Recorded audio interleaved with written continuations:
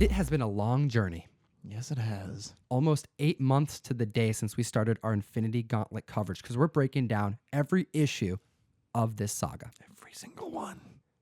It feels good though because we've just arrived to Infinity Gauntlet issue number 2. I feel like this would have taken you like 20 minutes if you were just reading the Infinity Gauntlet trade, but no, we're going way deeper than that. That's right. So deep. So deep. Before we go any deeper though, we had a comment from the last video we did. Yes, we did, from our friend Kyle Carson. We covered Quasar issue number 27 because it was a crossover event.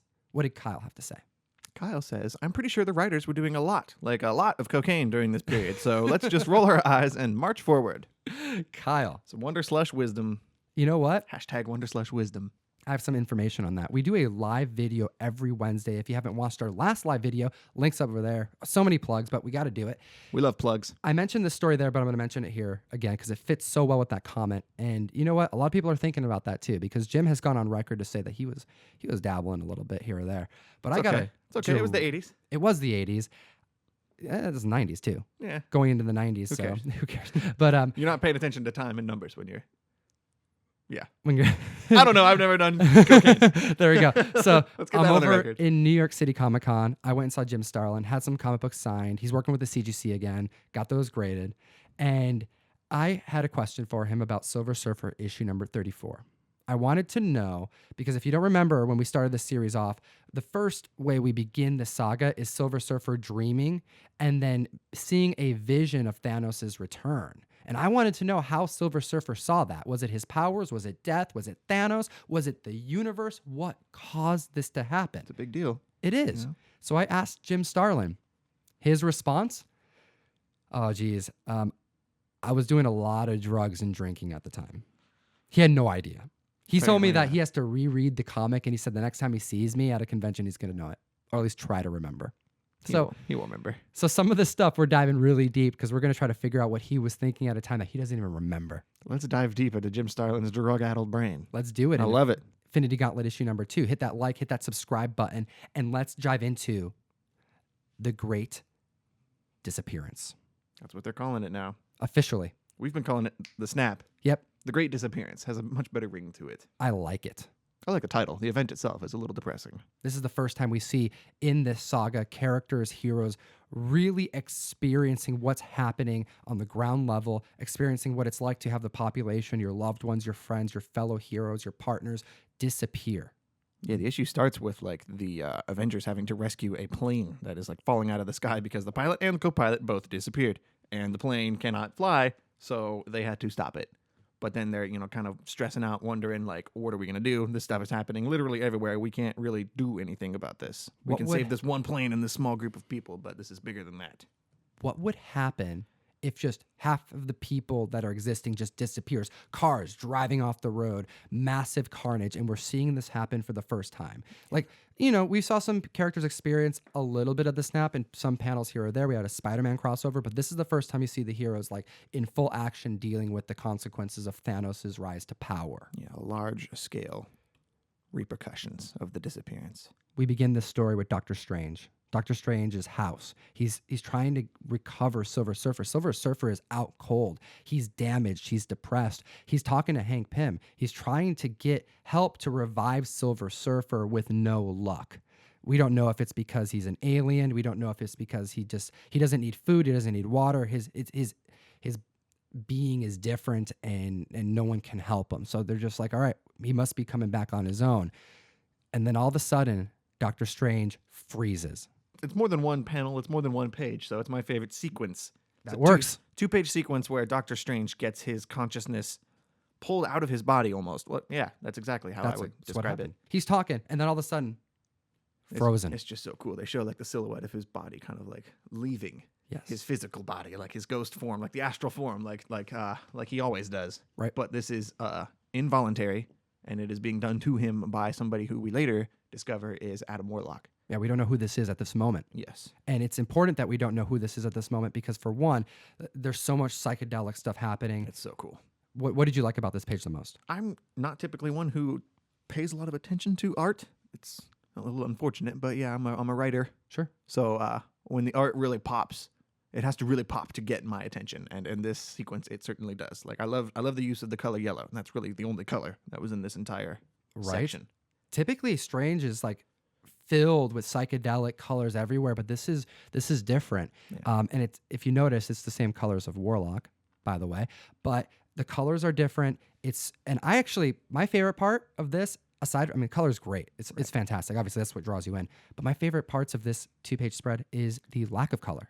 Perez's line work is shown to its fullest potential here because there's no color added to it. You have parts of Doctor Strange here that are completely absent of color. You have his cape that has all the intricate little like The trim on the edge. Yeah. Oh, Perez is so good. And we're going to talk more about Perez because he kills it. He was the perfect person to do this run. This is a really great combination of creators Right. that they picked for Infinity Gauntlet.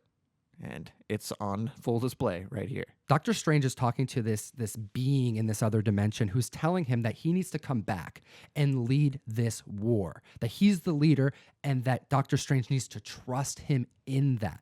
We will find out exactly why here soon, but Doctor Strange is like, no, you got to tell me who you are. I need to know that you're someone I can trust. Yeah. So the being says, well, let's fuse our souls. Let's basically essentially touch, risk you destroying your soul, risk us fusing into one person because the universe is in peril, and he does it. Doctor Strange risks everything in this moment to learn that he can trust this being.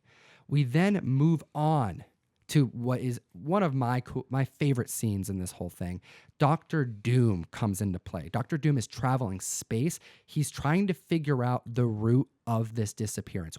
Where did this energy come from? If you remember early on when Silver Surfer was trying to find Thanos in like some of our early issues, Silver Surfer wasn't having any luck. He was flying all around. He wasn't able to use his like his vision to like narrow down the particles to like find a trail. He couldn't do anything. But Dr. Doom, with human technology, is able to trace where Thanos is and where essentially where the power came from to cause the great disappearance with human technology in his ship. I think he's low-key my favorite character in this issue. He's Dr. so Doom, cool. he pulls it out in this one. He really does. Awesome scene. He's like in the spaceship. And then he says, all right, we know where this is coming from. It's at the other end of the Milky Way. So boom, we know where Thanos is now.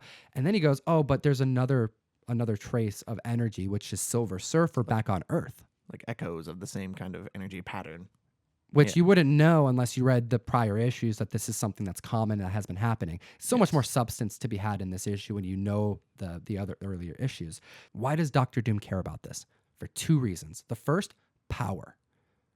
If there's enough power to cause this type of event, he needs to be the wielder of it. I mean, he feels like a ruler himself. So that's the first reason. Who has this power? Because it should be my power. The second, his quest to expand his knowledge of science. Very cool. So that's his motives here. He wants to lead this revolt, this war. So he goes back to Doctor Strange. He runs into Silver Surfer. He's having a conversation with them about how we need to figure this out. I need to know what's going on, and we need to fight this. So we're seeing heroes and villains begin to team up because this is such a catastrophic event. And then Warlock comes into play. Can we talk about Doctor Strange's like Minotaur servant? Did you notice that guy? Heck yeah, he's got this Minotaur servant. He's being cool. He's like, wake up, Strange. He's trying to wake him up and Deal stuff. with that. Like his friend Wong disappears in the Great Disappearance, and now he's got this Minotaur dude. That's right. Like I have no exposure to Doctor Strange comics, and certainly not in the early '90s. But Maybe our audience can help us with this because I also don't. If you know who this Minotaur is, a little bit about him, please put in answers in the comment section below. I'm intrigued. I want to know what's up with the Minotaur guy. I also do too. Warlock arrives. Yes. Okay. And the conversation that's had here is that he needs to lead. You find out here that Warlock was this person that Doctor Strange talked to. And he has a conversation with Doom and with Doctor Strange and Silver Surfer and explains that the reason why they need to follow him, which by the way, no one knows Warlock. Like really, he's been in the Soul Gem. Silver Surfer kind of has a little internal monologue about like he seems a little different than the guy that I remember talking to in the Soul Gem, but what other choice do we really have? Like he knows the Soul Gems and the Infinity Gems. Yeah, he knows them better than anybody else. He was Right. the last person to take down Thanos in the first place. So he's got to be the person to lead. And Doctor Doom reluctantly agrees. It takes a little bit of convincing, but yeah, Doctor Doom does come around. And that's where we finish up with this part of the story with these heroes. We move on to Thanos. He's being his normal crazy self. He's up on his little palace throne that he made. It's him, and it's Death, and it is Nebula, and it is Mephisto. And they're just kind of hanging out, and Thanos is still doing his same old thing. Like, look at me. I'm torturing people. Look how crazy cool I am. I'm going to go ahead and just... He teleports his brother Eros there.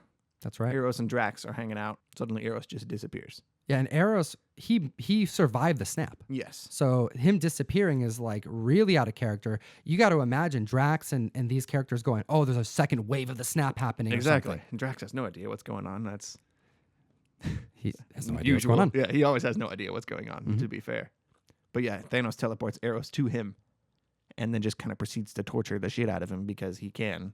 That's right. Because he's family. He's trying to show off for Death, torture Nebula and Eros in front of her because he thinks that would impress her.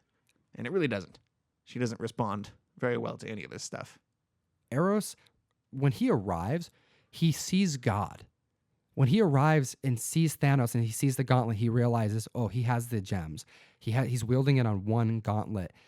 He's witnessing the true power of what's happening, and he knows exactly what's at stake immediately. Yeah. He tries to use his powers to manipulate Thanos' emotions, and Thanos quickly remedies that situation. Just remove the man's mouth. Apparently, he has emotion manipulating abilities by speech. Speaking. Exactly. Yes. So you take his mouth out of the equation, and suddenly he can't use his powers. Thanos is kind of building his family here. Yeah, he's got a disturbing little crew, I guess, that he's keeping around himself like a gang.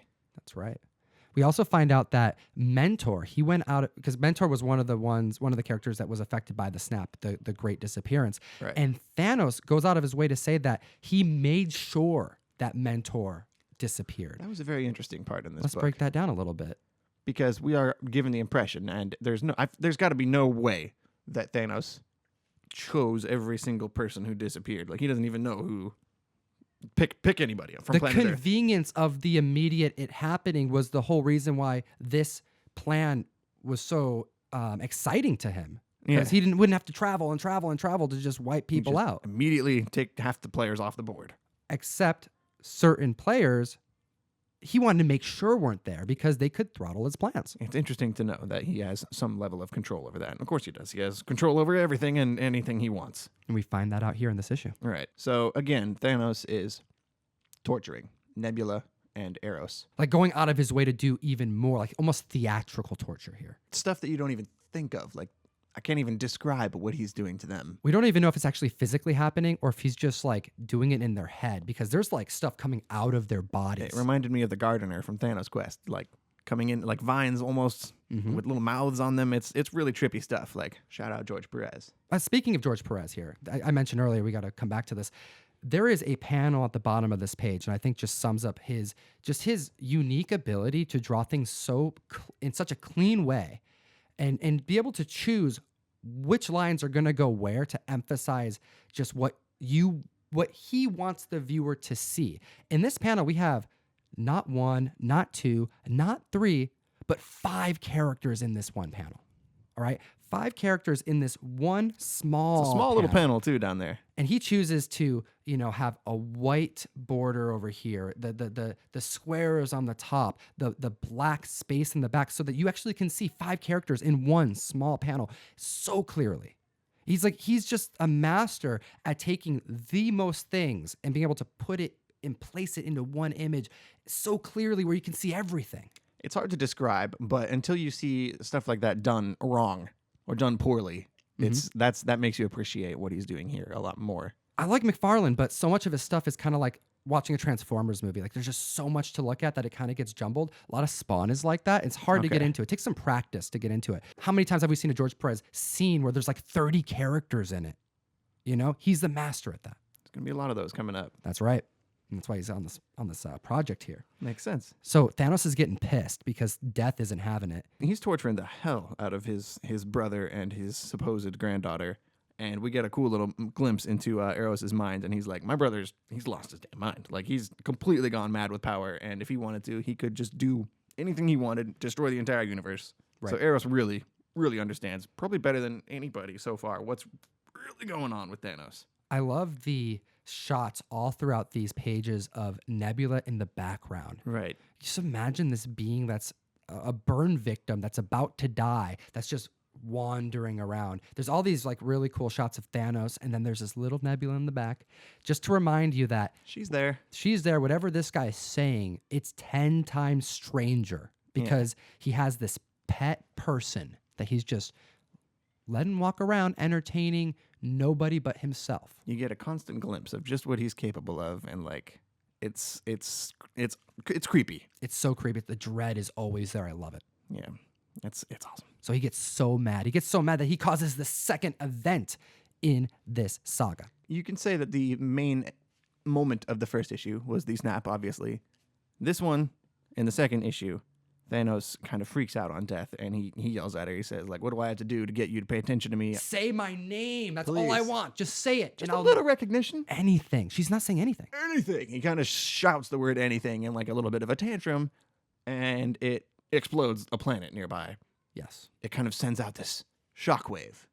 It causes an earthquake on Earth. Yes. It's so strong that, it disintegrates this planet that's right next to them. It notifies Galactus, because he's nearby. It's that planet he was on his way to eat that planet, as he does. And now he's realizing, like, okay, this Thanos guy that I met a few issues ago.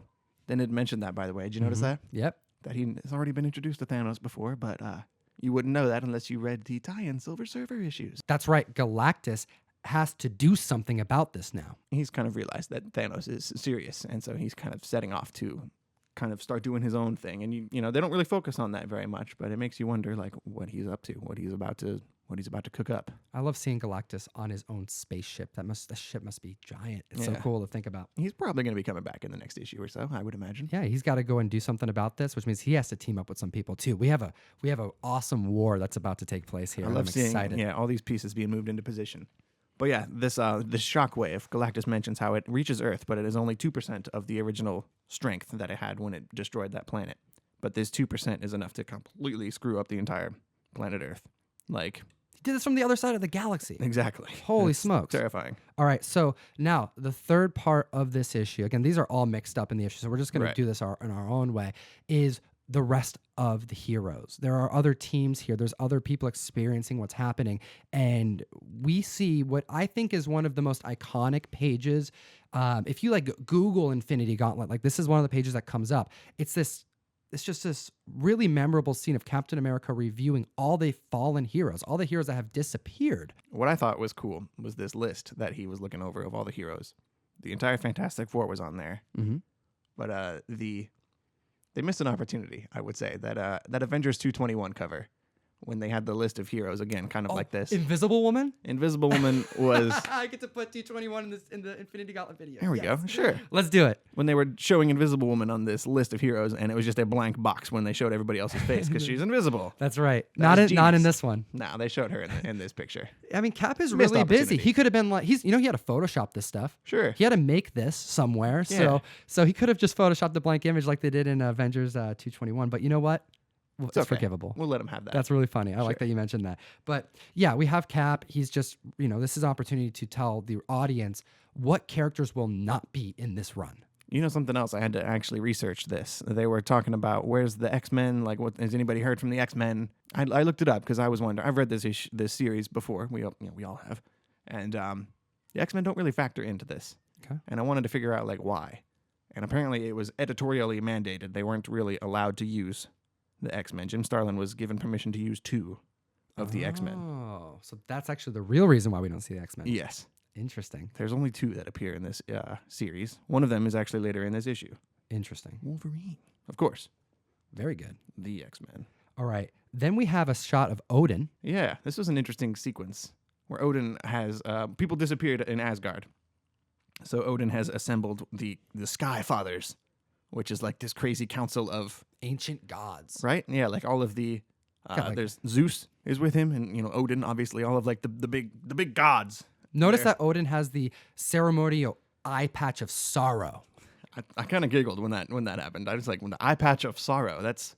So like if you watch the movies and never read the comics, you would think that he's like missing an eye like Nick Fury status, but Sure. no, this is a ceremonial thing. Like he wears it on special occasions That's right. when it's really sad. Yep. He's really sad. Sure, it's my sad eye patch. He's like, gods, help us out. And the gods are like, no, you need to find bigger people because we cannot handle this. Well, he brings them all there to discuss everything, and while they're discussing, this shockwave happens, and it shatters the Rainbow Bridge. So they're all stuck there. They can't do anything. They can't help in this fight in any way, and I don't even remember if they're in the rest of this story. We don't know. We will find out. Yes, but for now they're trapped on Asgard. What's going on with Quasar? Because we just did his Quasar issue, and Quasar comes into play here. So this moment takes place immediately after Quasar 27, but obviously parts of Quasar 27 took place after this issue because Adam Warlock is back. Yeah, this was super confusing. It came out later.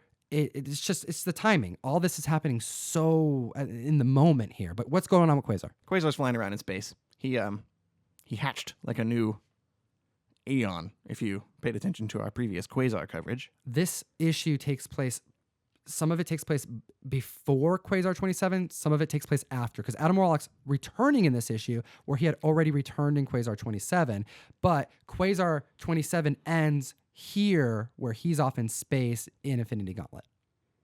It's how it goes. Comic books. Just accept it. Right. Timelines don't make sense. They don't need to make sense. But he's just included in this in a real quick moment.